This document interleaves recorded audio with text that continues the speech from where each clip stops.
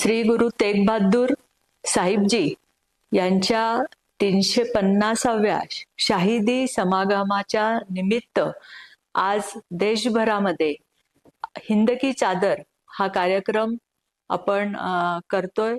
माननीय मुख्यमंत्री देवेंद्रजी फडणवीस यांनी महाराष्ट्रामध्ये गुरु तेग बहादूर साहिबजीचा संदेश तळागाळापर्यंत पोहोचवावा या उद्देशाने महाराष्ट्रामध्ये आपण नांदेड, नवी मुंबई आणि नागपूर या 3 ठिकाणी हिंद की चादरचा मोठ्या प्रमाणामध्ये कार्यक्रम करतोय।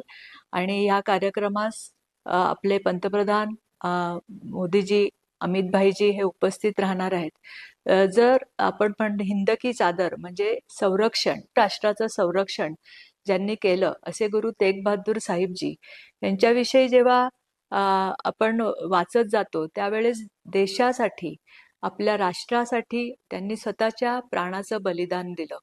ज्यावेळेस जबरदस्तीने धर्मांतराचं एक प्रक्रिया सुरू झाली त्या काळामध्ये तेग बहादूरजींना खूप वेळा धर्मांतर करण्यासाठी सक्ती करण्यात आली, पण त्यांनी धर्मांतर करण्याऐवजी आपलं जीवनदान देणं पसंत केलं आणि दिल्लीच्या चांदणी चौकामध्ये त्यांचा शिरच्छेद केला गेला। बाबा तेग बहादूरजी हे 9वे धर्मगुरू होते।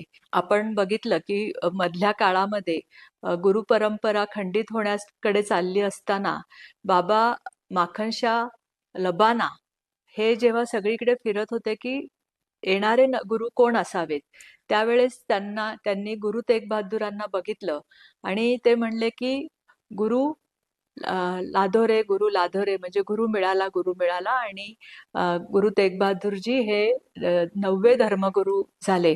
त्यांनी आनंदपूर साहेब सारखं पवित्र तीर्थस्थान स्थापन केलं, जे आज पण आपल्या ह्याच्यासाठी खूप पवित्र ठिकाण म्हणून मानलं जातं।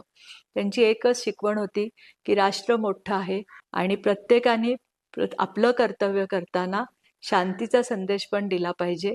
हे संदेश त्यांनी जगभरामध्ये पोचवला। अशा गुरु तेग बहादूर साहिबजींच्या 350व्या शाहिदी समागमानिमित्त मी त्यांना प्रणाम करते। धन्यवाद। जय हिंद, जय महाराष्ट्र।